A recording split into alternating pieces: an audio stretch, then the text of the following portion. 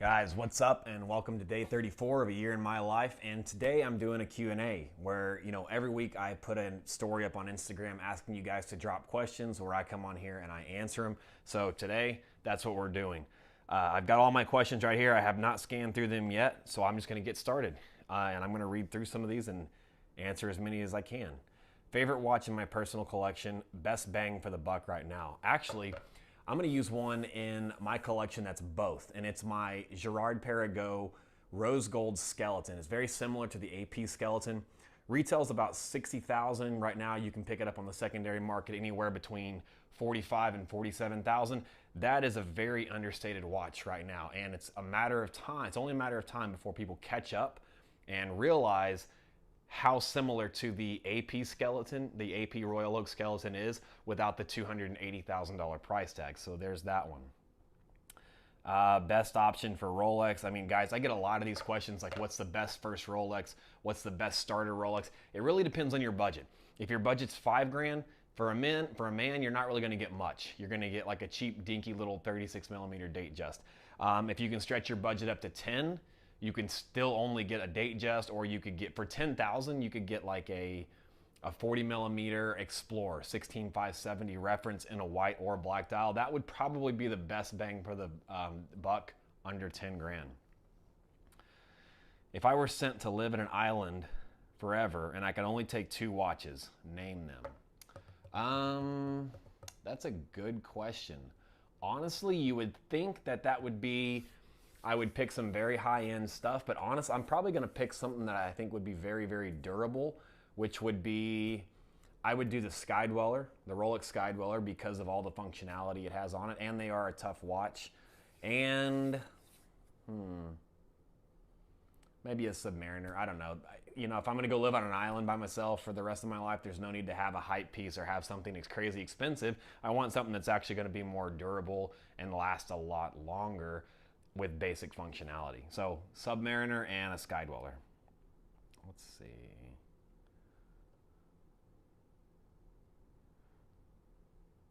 Favorite book I've read so far? I would say the 12-week year. It talks about a lot of us set goals, starting on January 1st, we set year-long goals. This teaches you to take those year-long goals and condense them down to 12 weeks. So keep the same year goals, but try to accomplish them in 12 weeks. Imagine if you did that 4 times a year, how much more effective you would be. And that's kind of what I do. I look at my long-term goals, and then I see how I can condense them down into 12-week goals, and I go to execute them that fast. And so I execute twice as much stuff twice as fast. When am I going to finish my arm and how? Well, the only thing I have left on the arm is this part right here. I go back on the first week of January. I'm going to finish this and then go over the rest of that, and it'll be completely done. And as of right now, that's it for me. So, let's see. Hardest part about 75 hard. Getting everything in. I would say none of the individual tasks, if you break them down, the individual tasks are not that hard. It's making sure that you get all of them done within a given day. Now, you guys have watched my stuff. I'm traveling. I've got a business to run. I eat out every night. I've got a lot of stuff going on. And then to incorporate 2 workouts, which have to be split 2.5 hours apiece from each other. One has to be outside. You're traveling. On days where I'm traveling, that's what makes it the hardest, because I'm out doing a walk or a jog at 11:30, 12 o'clock at night. So I would just say getting everything in all in one day. Let's see. How do you screen clients on social media that aren't actually interested in buying a watch? There is no surefire way to screen and tell who's interested and who's not. Typically, if someone just asks me something like price, or you can just tell. Like, people that are very interested, they give you information. Hey, this is who I am. This is what I'm looking for. This is my budget. I'm ready to buy now. Or, hey, I have this watch for sale. I'm ready to trade it up to this. And they give you a lot of information. So guys that are out there, or people that are out there just giving you 1-word responses or asking you questions with only 2 or 3 words in them, or not a lot of detail, I don't take them very seriously because I get thousands and thousands of messages. I skip right to the messages that get straight to the point and make me think they're ready to do business. The other thing is, I get so many messages on a daily basis. You have to continue to bump my stuff. It's not that I don't want to read your message. It's that if you send me a message right now, at the time of me starting this, by the time I'm done in 30 minutes, I have 100 more messages. So it just keeps getting pushed to the bottom. So you have to keep bumping it to get it to the top of my inbox, for Instagram. Same thing with text messages. I get anywhere from 200 to 300 text messages on a daily basis, and I'm constantly scanning through them, but it's hard to get lost. So the more information you can provide me, the better. If you're looking to sell a watch, send me your name, send me your contact info, give me as many details about the watch as you can, send me pictures if you have the box and papers, let me know what the condition is so I'm not having to ask you all these questions, because that's where the problem comes in, is you don't give us enough information. We have to continually reach out and reach out and reach out, and it just takes a long time. If you're looking to buy a watch, send me a picture of the watch you're looking to buy. Give me your budget. Give me all of your contact info in the first initial text, email, whatever it is, Instagram message. That way we can expedite all of that stuff. So that's a way. The more information you can give someone, the better. What is my favorite thing about the watch industry? Aside from getting to wear, own, see all of the most amazing watches you can think of, it'd probably be the people. When it comes to watches, you can have a guy buying his first $5,000 watch based on its movement, its history, its craftsmanship. And you can have him sitting next to a guy buying a $500,000 watch. Now think about those two people individual. The guy buying a $5,000 watch most likely is not in the same position or career or financial position as the guy in the $500,000 watch. Now, not saying that they can't be, but realistically, for the majority, they're not. They're two different people, two different worlds apart, but watches bring those two. When it comes to watches, these two guys are equal because they both share a passion, they share a hobby. So one of the coolest things for me is getting to sit at the table with all of these guys and all of us come together for a common interest. I meet some really, really cool people in this industry, and when it comes to networking, people are absolutely amazed at what a watch can do and can cost, and the craftsmanship. People are amazed at what makes these things what they are. So it's fun for me to talk about them to people. Is there an ultimate goal for me, or do I set new goals every year? I set new goals every year. Ultimate goal would be to die, I guess. Accomplish as much as I can before I die, because you're gonna die one day. And people like me, retirement, out of the question. It'll never happen. I would get bored. Finishing a project, there is no, as an entrepreneur, you're never finished. There are a lot of people that'll go out there and say, I just want to make $1 million, or I just want to make $10 million and I'm done, or I just want to make $100 million and I'm done. I've said it before. I want to get to this point. I want to get to this point. I want to get to this point. But when you get to that point, it's not that end goal that you crave or that we thrive on. It's the challenge of getting there. We've got some stuff happening over the next few months that you guys will see. I can't talk about it right now, but it's going to allow me to live that challenge again. And that's what I thrive on. So there is no end goal. It's keep growing every day, keep doing new things, keep getting bigger and better at something. And then when I have reached kind of a pinnacle at that, I'm going to find something else. That's just how I like to live. How much does it cost to ship my inventory to the shows in Florida and Vegas? Well, we use a company called Malka Emit, which is an armored car, armored plane transport service. They come, they pick our inventory up by armored car, they take it to their planes, and they pick it up from their planes via armored car. I want to say, I think we spend anywhere from $5 to $15 grand, depending on the value of the inventory, where it's gonna go. So anywhere from $5 to $15 grand just to ship it, and then you've got entrance fees into the thing. Whenever we do a show like Vegas or Miami, it costs us anywhere from about $20,000 to $30,000 all in for that show. So, but it's worth it because of the exposure and obviously the sales. If I only had $20K to start a business, what would you do? Doesn't matter. What are you passionate about? You can start 20K. If you're an artist, go buy art supplies and start drawing. If you are a photographer, go buy a camera and start taking pictures. If what you want to do costs a lot more than $20,000, go pay someone that's a professional in that field $20,000 and ask them to teach you the entire business. Buy an internship underneath them. Pay someone that's a professional and that's well known in your industry to teach you that industry. Because let's say you want to go out and you want to sell. I could use watches, but we've done this before. We've talked about this a lot. Let's say you want to go out and sell a product that averages $100,000 price point, or you want to sell real estate. There's a great idea.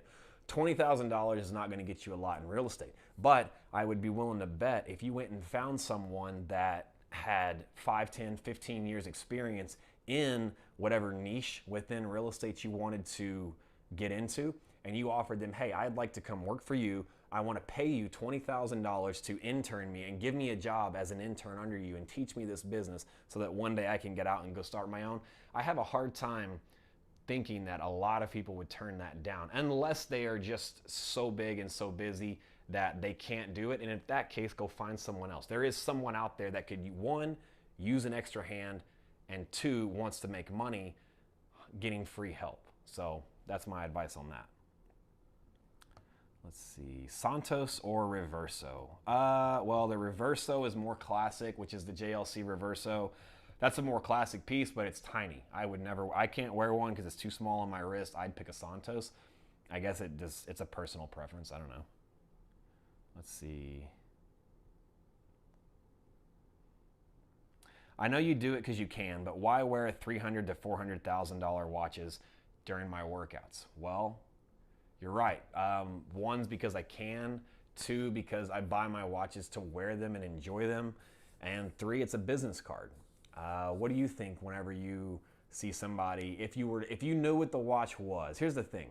When I wear these watches to the gym, 95% of the people have no clue what I'm wearing. If it happens to be a gold watch, like if I wear my Patek to the gym, people know that it's a gold watch, but 95% of them don't really know what I'm wearing. They have no idea the actual value. Now, if you do see someone, if someone that does know that watch sees me wearing it, it is a conversation starter. You were 100% gonna walk up to me and say, hello, I like your watch, I like your Patek. Or even if it's just a gold watch, it may draw someone's attention to come ask me that very question. Why are you wearing this to the gym? Easy way to open up. Well, I'm a watch dealer. This is my business card. Hi, I'm Anthony. Nice to meet you. It's a business card. How old am I?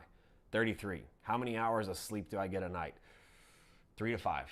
I do 3 to 5 hours of sleep on a given night. I try to take an hour nap on a daily basis. Doesn't always work out, but I drink a lot of coffee.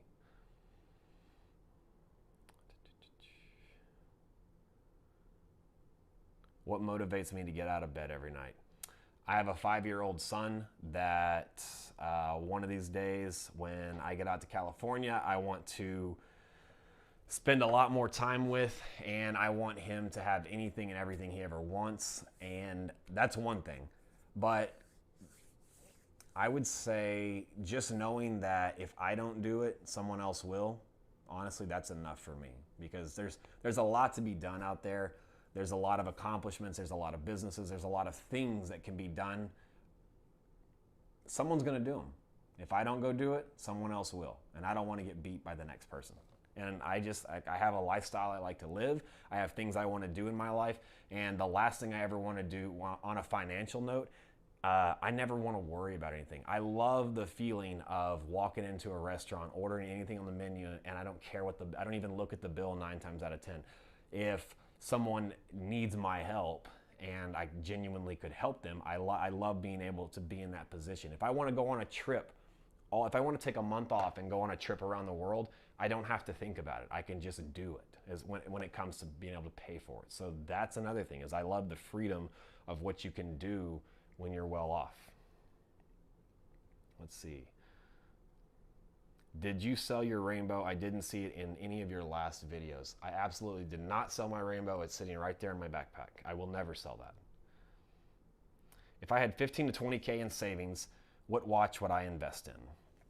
Well, it depends. Are you wanting to wear this watch for a little while and then eventually flip it? Is this something you're just wanting to park your savings account in and wear until you need that money? Or are you looking to buy and sell and flip consistently? Either way, on all those questions, I would say a Rolex Submariner or a Rolex GMT. One of those two. You're not going to get a Daytona under 15 grand. A sub or a GMT. Buy a pre-owned one, preferably a discontinued model if you can. Your money's safe there because the prices are only going up. Don't go out and buy the newest one or one that's in current production, because a lot of the stuff that's in current production, example, the new Batmans, the new Pepsis, not that you could get one of those under 15 grand. We'll use a sub. The 41 millimeter date sub, you're going to be able to buy at 16.5 to 17.5 right now. I wouldn't buy that one. I would go buy an older model ceramic 40 millimeter sub that's around 13.5 to 14.5 if you can find one for that price, because that's bottom dollar in the wholesale market, and that's going to be where your money is the safest. You wear that for a year and then you need to liquidate it. It's very easy to sell. Let's see. What's your sleeping pattern? I sleep when I can. I have no sleeping pattern. And people, there was a meme that I saw on Instagram with Steve Harvey, and it was spot on. And it's that he uses the word rich people, but successful people, very, very successful people, sleeping 8-10 hours a day, that is complete bullshit. And I can attest to you that. I can promise you that Elon Musk is not getting 8 hours of sleep. Mark Zuckerberg is not sleeping 8 hours. Who's the other guy?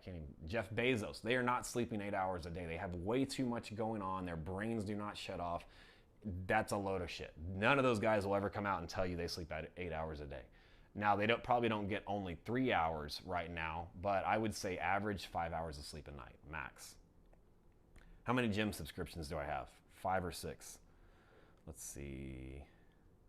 Is it too late to get into the watch game? Opinion on the San Antonio market. It's not too late to get into the watch game. That would be like asking if it's too late to get into real estate, if it's too late to get into crypto. No, there's always a market for something. You just got to figure out which trend you want to play on, and you got to understand the trends in that market. The watch market is getting better and better and better every year. We are already, I want to say, a $17 billion industry this year, and I think some of the reports are saying that by 2025 it'll be a $30 billion a year industry. You just saw, anyone that's out there, look up Watchbox. Watchbox was just given a $1 billion valuation because of some pretty sizable investments by some pretty high profile people. That alone should tell you where the watch market's going. Guys like Michael Jordan investing in secondary market watch companies, that's a good sign of where the watch market's going. Now, as far as the San Antonio market, I've done a few deals in San Antonio. Your market's going to be, you're not going to be selling $50, $60, $70, $80,000 watches on a regular basis. You're going to be selling watches between the $2,500 and $25,000 price point. $25,000 being the higher end. Now, you could sell some higher end stuff, but I wouldn't bank on that. I think every area you go to has a watch market. You just have to figure out the price point. If you're in a small rural town with a lot of farmland, they're not going to be buying solid gold watches. They're going to be buying, like a Breitling would be a high-end watch there. So you just got to kind of gauge your market. San Antonio, I don't know well enough. A good way to judge it is look at the other watch stores that are around there. Are there other watch boutiques? Is there a Rolex boutique there? If there's not a Rolex boutique, then that's going to tell you right there that your market's not fit for, watches that are 15,000 and up. You're going to be 15,000 and below. My personal opinion. Let's see.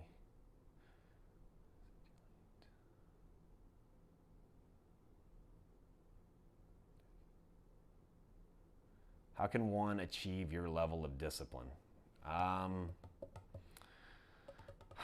don't want to say go down my path, because I had to go to prison twice. I had to lose everything. I had to have the potential of losing my son, all put in front of my face, to where I felt like I hit my rock bottom. So I would say you've got to hit your rock bottom, or you've got to just, it's not a one size fits all when it comes to discipline. You've got to figure out what you want and then go after it. Like, set a small goal. Don't make something unattainable. Set a small goal that you know you can reach and just focus on hitting that one goal, and then enjoy that sense of fulfillment once you hit that one goal. And then you're gonna feel good when you hit that goal. Set another goal, then set another goal. So it's like, if this is your end goal and you're right here, you wanna set a goal of right here, work to get to that, get to it. And then your next step is right here. Now see if you can get to that one faster than you got to this one, because I can guarantee you whatever you did right here in between this, you were being lazy, or you weren't really dedicating all your time, or you found yourself watching Netflix late at night, or not really working out, or whatever it is, you know, kind of doing one task a day versus 3 power tasks, and then try to optimize your time better to get to this one. Then when you get to this one, you're gonna have another sense of fulfillment, like you accomplished something. Now set your goal to here. And again, try to beat the time and the efficiency of getting from here to here, and then to here, and then to here, and then to here. And then by the time you get up here, you will have figured out what works for you, what type of morning routine works for you, what type of patterns you've been able to break.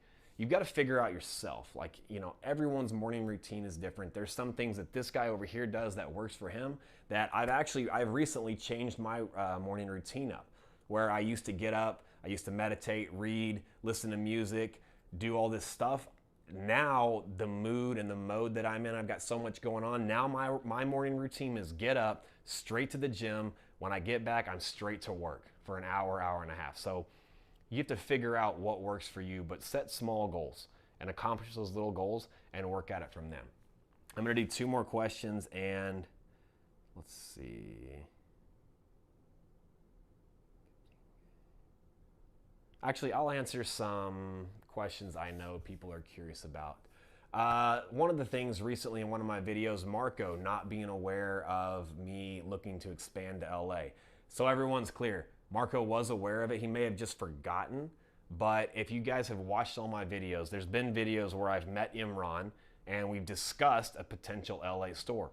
Marco and I have personally been talking about expanding to Cali or Miami or New York or Vegas or something here in the upcoming year. Now, like I said, he may not have been aware that I was doing it on that exact trip, which is okay, because I wasn't really aware I was doing it. I was in LA getting tattooed and the opportunity presented itself.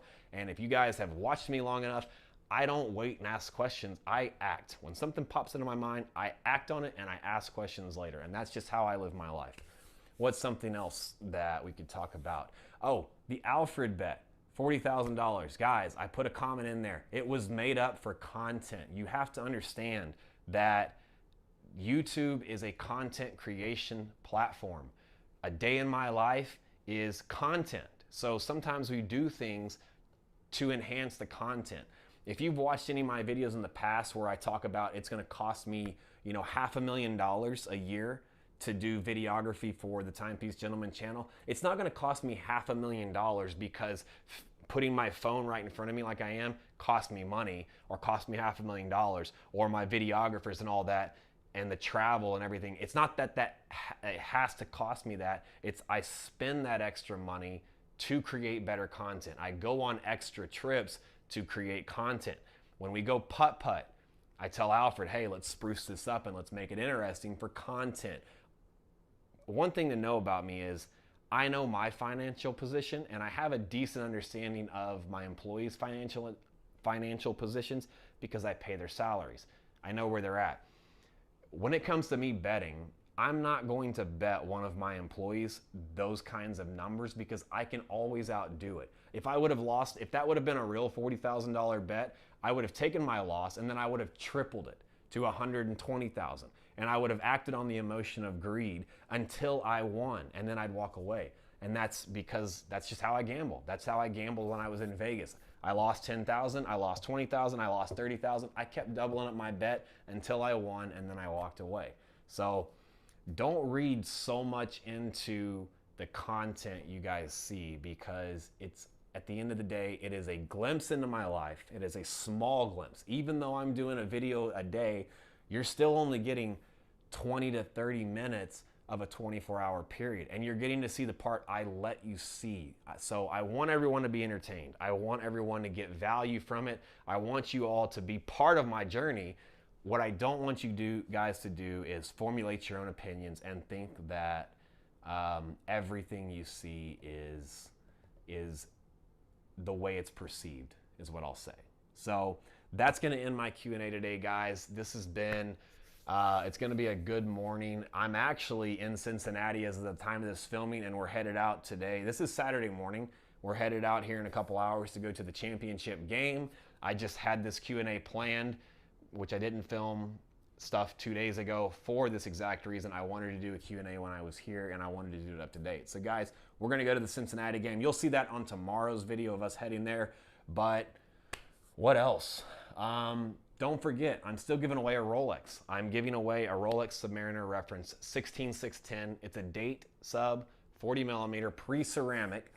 And I'm giving that away when I hit 20,000 subscribers. You have to go back to the day 29 video, like that video, share it, make sure you're subscribed. You share it to a social media platform, you come back and comment below to let me know where it was shared. And when I hit 20,000 subscribers, I'm coming back and I'm gonna randomly pick a winner. So guys, that's all I've got for today. Love you all, hope you enjoyed the Q&A. If you have any further questions, drop them below. I'll answer as many as I can, and I'll see you guys tomorrow.